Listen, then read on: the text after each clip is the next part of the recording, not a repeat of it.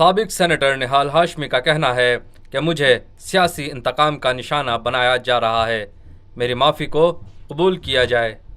Supreme court نے توہین عدالت کیس میں مسلم لیگ نون کے سابق سینیٹر نہال ہاشمی کا جواب غیر تسلی بخش قرار دیتے ہوئے ان پر فرد جرم عائد کرنے کے لیے 26 مارچ کی تاریخ مقرر کر دی ہے۔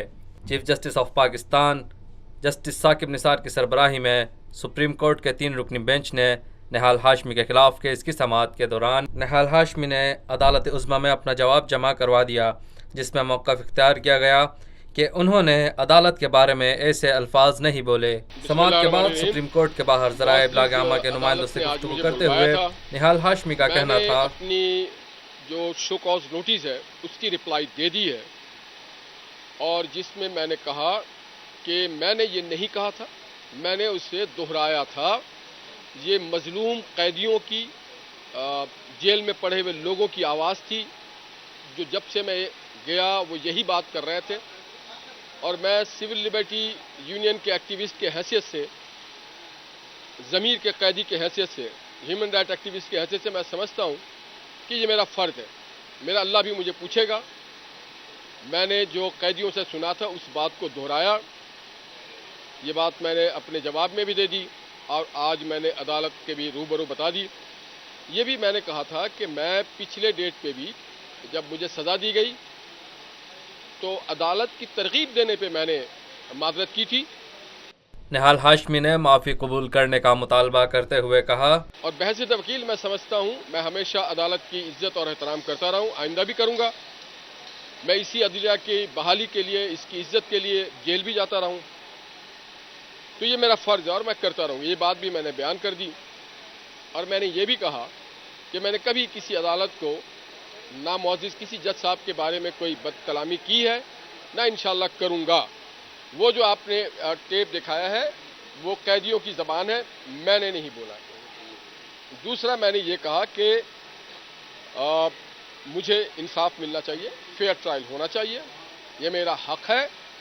اگر کوئی اور ریگریٹ کر کے واپس لے لیتا ہے تو اس کی ریگریٹ کو ایکسیپٹ کیا جاتا ہے، تو میرے بھی ریگریٹ کو ایکسیپٹ کیا جائے، اور مجھے پولیٹیکل وکٹمائز نہ کیا جائے کہ میں کسی پولیٹیکل پارٹی کے ساتھ ہوں اس لیے وکٹمائز کیا جائے۔ اور میں نے کہا کہ میرا آئینی اور قانونی حق ہے، اور مجھے وہ آئینی اور قانونی حق ملنا چاہیے۔